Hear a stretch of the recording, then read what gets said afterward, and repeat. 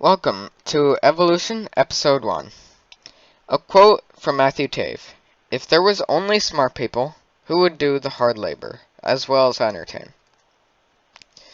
As well as that, if we only had people who did hard labor, how would we adapt and evolve?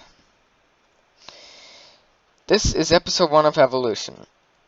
In this episode, I will basically be explaining why we have both people who do hard labor and people who are inventive and creative, and the difference in IQs, why we have that. Okay, so to start off this video, farmers are an example of people who are hard laboring people. Now, farmers exist from now all the way since the start of humans, or at least past the hunting age. And farmers, their main job is just to harvest and plant crops. Now, this is a hard labor job because they don't necessarily make anything new.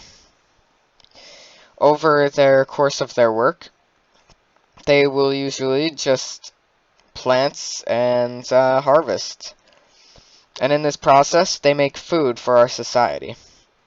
And we need them, because if we didn't have this, then where would we get the food for places like McDonald's to take in and sell to the public?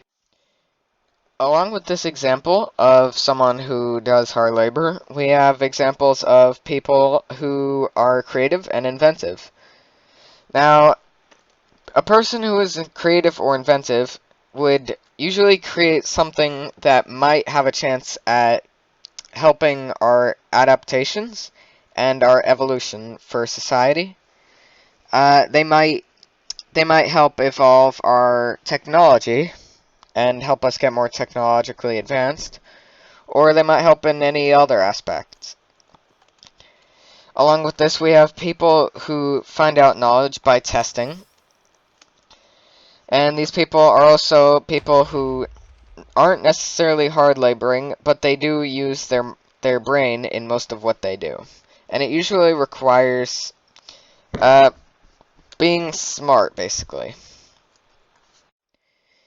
Back onto the note with the farm. Along with the farm, we also have McDonald's over here. And a lot of people today work as cashiers for restaurants. McDonald's is one of these restaurants. McDonald's sells billions of hamburgers to people all over the world. And for each of these restaurants, they will usually have cashiers and people like that for basically just giving the food to people or making the trading process.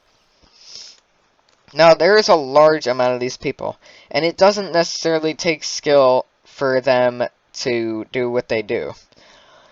It mostly requires hard labor, and if we didn't have people like this, then McDonald's would basically not exist. And life itself probably also wouldn't exist. Because we wouldn't have food, or we would have food, but we wouldn't get food from McDonald's. If we didn't have any cashiers, that is. You've probably also heard of, like, sports, like NBA or things like that. These are mainly things that entertain people. A lot of sports players mostly just play the game and have fun. And they also entertain people who view the game on stands, such as this, and people will just watch the game, and it'll relieve stress, and it'll help entertain them. It can also be sort of a creative outlet for the people watching, so that they can, like, learn about things like this. So we do need both hard laboring people, as well as people who are smart. And this definitely follows this quote: if there were only smart people, who would do the hard labor? And if we only had people who did hard labor, how would we adapt and evolve? We need both in our society. There really is no way for us to have a working society if we did not have either of these two things. Humans are one of the few species that have actually been able to do this. Humans work together in this sort of way, and they have worked in this way for, like, almost the start of humans. Or at least I'd say the start of humans.